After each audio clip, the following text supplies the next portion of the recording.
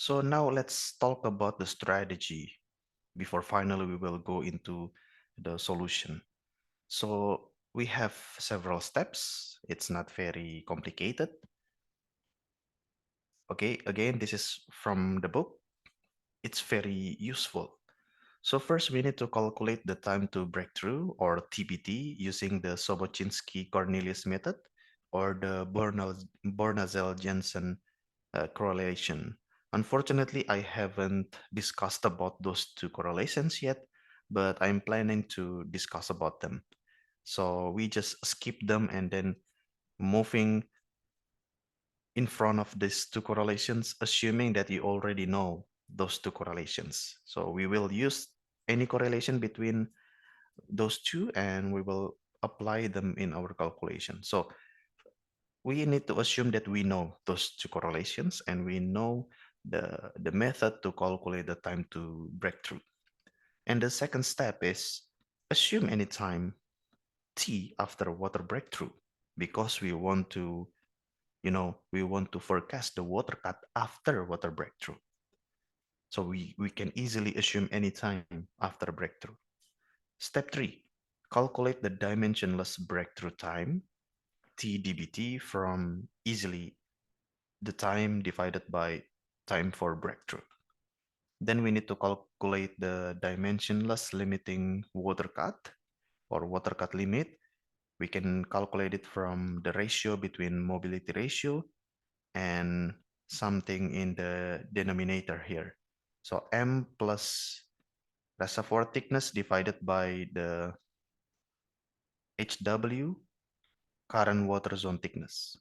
Okay, H is current oil zone thickness or reservoir thickness, or again, current oil zone thickness. I think it's safer terms. And HW, current water zone thickness. So we need to know that, but we can calculate that. And then we can calculate the mobility ratio, of course, using this equation. Okay, relative permeability of water divided by relative permeability of oil at the endpoint multiplied by the ratio between the viscosity of oil and the viscosity of water. And then H, we can calculate it using this equation. HO, HO is the initial oil zone thickness multiplied by 1 minus R. And we can calculate R using this. So it's simple material balance.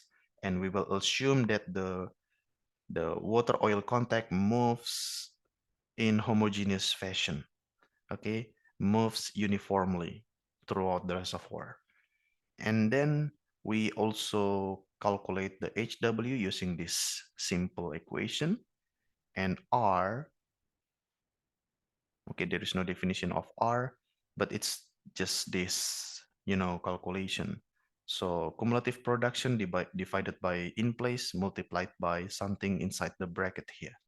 So 1 minus connate water saturation divided by 1 minus residual oil saturation minus connate water saturation. And this is the definitions of the above parameters. Current limiting value for water cut, mobility ratio. This one is relative permeability for the water and at residual oil saturation. And relative permeability for the oil at the connate water saturation. This is, of course, viscosity, oil and water, initial oil zone thickness, initial water zone thickness, and current oil zone thickness, current water zone thickness, cumulative oil production, stock tank barrel, initial oil in place.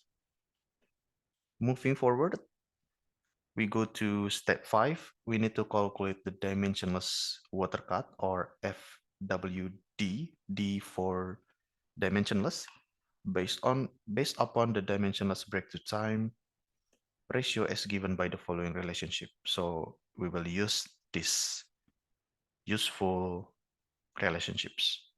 So dimensionless water cut will be 0 for TDBT below 0.5. And then FWD is 0.29 plus 0.94 multiplied by the logarithmic of the TDBT. For TDBT greater than 0.5, lower than or equal to 5.7. Okay, and FWD is 1 for TDBT greater than 5.7. Okay, so that's it. It looks scary, but it's not. And then step 6, we need to calculate the actual water cut, FW, from this expression. So you just calculate the dimensionless water cut, multiplied it with limiting water cut. Okay, and step 7, calculate water and oil flow rate by using the following expression. QW is the water cut multiplied by total flow rate, and we know the total flow rate here, 500, 1000, and 1500. And this is to calculate the oil flow rate, just total flow rate minus water flow rate. And it should be pointed out that as oil is recovered, the oil-water contact will rise and the limiting value for the water cut will change. It also should be noted that the limiting water cut value or water cut limit lags behind one step when calculating future water cut. Okay, no problem there. So that's the strategy. We can now go to the solution. I already prepared the steps and the method to compute. So let's do it. First, we need to calculate the dimensionless cone height, okay, or Z.